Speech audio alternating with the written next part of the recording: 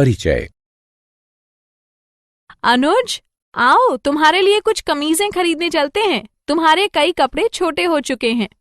हाँ माँ, मैं भी आपसे वही कहने वाला था। चलो मॉल में स्थित दुकान पर चलते हैं। उस शाम माँ और अनुज दुकान पर जाते हैं। अनुज ने 2549 रुपए की 2 कमीजें खरीदी। उसकी माँ ने कुछ किराने की वस्तुएं खरीदी और दुकानदार ने उन्हें 2350 रुपए का बिल दिया। घर पर उन्होंने दोनों बिलों की राशियों की तुलना की। उसने कहा कि उसकी शर्ट की कीमत सभी किराने की वस्तुओं से अधिक है। बच्चों, वो ये बताने में कैसे सक्षम हुआ? जी हाँ, ऐसा इसलिए हुआ क्योंकि उसने बड़ी संख्याओं के बारे में सीख रखा था। आइए हम भी संख्याओं के बारे में और अधिक जानें। उद्देश्य। इस पाठ के अंत में आप निम्न करने में सक्षम हो जाएंगे। संख्याओं की तुलना करना, बड़ी संख्याओं को लिखना, संख्यांकन की भारतीय और अंतर्राष्ट्रीय पद्धति को जानना, निकटतम संख्याओं का आकलन करना, संख्याओं के योगफल, व्यवकलन, गुणन का आकलन करना, कोष्ठकों के प्रयोग से सरलीकरण करना और रोमन संख्यांकन समझना। संख्याओं की तुलना। संख्याओं के समूह या संग्रह की परस्पर तुलना की जा सकती है। संख्याओं की तुलना करने पर हम कह सकते हैं कि कौन सा समूह बड़ा है। संख्याओं को सबसे छोटे से प्रारंभ कर सबसे बड़े तक व्यवस्थित करना आरोही क्रम कहलाता है। संख्याओं को सबसे बड़े से प्रारंभ कर सबसे छोटे तक व्यवस्थित करना अवरोही क्रम कहलाता है। यदि दो संख्याओं के अंकों की संख्या असमान होती है, तब अधिकतम अंकों वाली संख्या बड़ी होती है। यदि दो संख्याओं के अंकों की संख्या समान होती हैं, तब हमें प्रत्येक स्थान पर संख्याओं की तुलना करने की आवश्यकता होती है। 4 अंकों की सबसे बड़ी संख्या 9999 है। 5 अंकों की सबसे छोटी संख्या बनाने के लिए इस संख्या में क्या जोड़ा जाना चाहिए?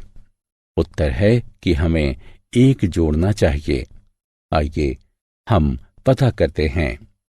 9999 में 1 जोड़ने पर हमें 10,000 प्राप्त होता है, जो कि 5 अंकों की सबसे छोटी संख्या है। क्या आप 6 अंकों की सबसे छोटी संख्या का अनुमान लगा सकते हैं? 6 अंकों की सबसे छोटी संख्या 1 लाख है। सबसे छोटी या सबसे बड़ी संख्या का रूप देने के लिए संख्या के अंकों को स्थानांतरित किया जा सकता है। आइए देखते हैं कैसे। बड़ी संख्याएं लिखना। कभी कभी संख्याएं इतनी बड़ी होती हैं कि उन्हें समझना कठिन हो जाता है। तब संकेतन के प्रयोग द्वारा बड़ी संख्याओं को लिखने एवं पढ़ने में सहायता मिलती है। हमारी दशमलव संख्या पद्धति में 1 अंक का मान संख्या में उसके स्थान या स्थिति पर निर्भर करता है। प्रत्येक स्थान का मान दाहिनी ओर से उसके स्थान का 10 गुना होता है। करोड़ तक इसका विस्तार किया जा सकता है। चार्ट संख्याओं को लिखने एवं पढ़ने में सहायता करता है एवं इसे स्थानीय मान चार्ट कहा जाता है। संख्या पद्धति। संख्यांकन की भारतीय पद्धति में हम इकाई, दहाई, सैकड़ा, हजार एवं तत्पश्चात लाख और करोड़ का उपयोग करते हैं। चलिए करोड़ को दर्शाते हैं। हजार, लाख एवं करोड़ को दर्शाने के लिए कॉमा यानी अल्प विराम का उपयोग किया जाता है। प्रथम अल्प विराम सैकड़े के स्थान यानी दाएं से तीसरे अंक के पश्चात आता है। ये हजार अंकित करता है। दूसरा अल्प विराम आगे के 2 अंकों के पश्चात यानी दाएं से 5वें अंक के पश्चात आता है। ये 10,000वें स्थान के पश्चात आता है एवं लाख को दर्शाता है। तीसरा अल्प विराम आगे के अन्य 2 अंकों के पश्चात यानी दाएं से 7वां अंक के पश्चात आता है। ये 10 लाख के पश्चात आता है। अंतर्राष्ट्रीय संख्यांकन पद्धति जिसका प्रयोग किया जा रहा है उसमें हमारे पास इकाई, दहाई, सैकड़ा, हजार एवं तत्पश्चात मिलियन है। 1 मिलियन 1,000 का होता है। अल्प विरामों का प्रयोग हजार एवं मिलियन को दर्शाने में किया जाता है। ये दाएं से प्रत्येक तीसरे अंक के पश्चात आता है। प्रथम अल्प विराम 1000 दर्शाता है एवं अगला अल्प विराम मिलियन को दर्शाता है। आइए कुछ बिंदुओं को देखते हैं। 1 करोड़ 100 लाख के बराबर होता है। 1 मिलियन 1000 के बराबर होता है। 10 करोड़ 100 मिलियन के बराबर होता है। 100,000 1 लाख के बराबर होता है। निकटतम संख्याओं तक आकलन। जैसे ही हम बड़ी संख्याओं पर आते हैं उनकी गणना करना जटिल हो जाता है। जटिलता से बचने के लिए हम आकलन या सन्निकटन करते हैं। उदाहरण के लिए 496 विद्यार्थियों वाले एक स्कूल में आप कह सकते हैं कि स्कूल में 500 विद्यार्थी हैं। निकटतम दहाई तक सन्निकट संख्या का तात्पर्य ये पता लगाने से है कि वो किस दहाई के निकटतम है। उदाहरण के लिए 23 का निकटतम सैकड़ा तक 20 के रूप में सन्निकटन कहते हैं। निकटतम सैकड़ा तक सन्निकट संख्या का तात्पर्य ये पता लगाने से है कि वो किस सैकड़ा के निकटतम है।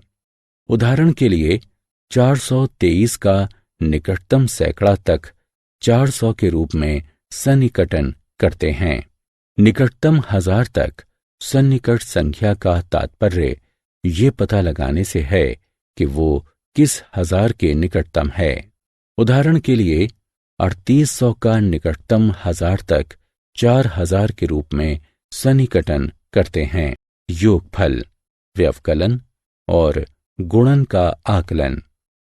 निकटतम संख्या तक आकलन करके 2 बड़ी संख्याओं के योगफल का आकलन करने में सहायता मिलती है।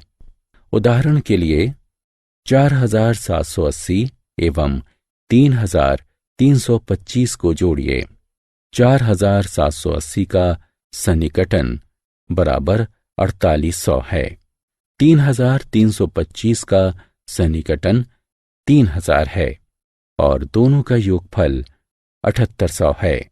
निकटतम संख्या तक आकलन करके 2 बड़ी संख्याओं के व्यवकलन का आकलन करने में सहायता मिलती है। उदाहरण के लिए 29,664 से 22,345 को घटाइए। 29,664 का सन्निकटन बराबर 30,000 रुपये है। 22,345 का सन्निकटन बराबर 20,000 है और दोनों का अंतर 10,000 है। निकटतम संख्या तक आकलन करके 2 बड़ी संख्याओं के गुणनफल का आकलन करने में सहायता मिलती है। उदाहरण के लिए 33,467 एवं 8,888 का गुणन देखिए। 33,467 का सन्निकटन बराबर 33,000 है। 8,888 का सन्निकटन 9,000 है।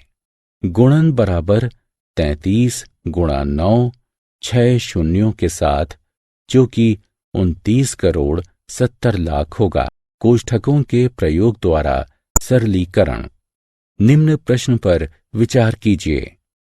इस प्रश्न को 2 तरीकों से हल किया जा सकता है। सही उत्तर कौन सा है? कोष्ठकों का प्रयोग हमें समस्याओं में उलझनों से बचाता है। जहां हमें एक से अधिक संख्या संक्रिया की आवश्यकता होती है। आइए देखते हैं कैसे। यदि स्क्रीन पर दिखाए प्रश्नानुसार प्रश्न दिया जाता है तब इसकी गणना करना सरल होता है। हाँ, उत्तर 17 गुणे 109 बराबर 1853 के रूप में होगा। चलिए आइए इसे सरल करते हैं। इसे इस तरह से हल किया जा सकता है। 8 गुणा कोष्ठक में 100 जमा 8 जो कि कोष्ठक में 8 गुणा 100 जमा कोष्ठक में 8 गुणा 8 के बराबर होगा। आगे इसे हल करने पर हमें 864 प्राप्त होगा। रोमन सांख्यांक। अभी तक हम सांख्यांक की हिंदू अरबी पद्धति का उपयोग करते रहे हैं। सांख्यांक को लिखने की एक और अन्य पद्धति रोमन पद्धति है। ये संख्याओं को लिखने की सबसे पुरानी पद्धतियों में से एक है जो अभी भी अनेक स्थानों पर प्रचलित है। हिंदू अरबी सांख्यांक पद्धति के विपरीत रोमन सांख्यांक पद्धति में विभिन्न संख्याओं को प्रदर्शित करने के लिए 7 मूल संकेतों का प्रयोग किया जाता है। ये संकेत निम्नानुसार हैं। संकेतों की तालिका को देखिए। रोमन सांख्यांक तैयार करने के कुछ नियम होते हैं।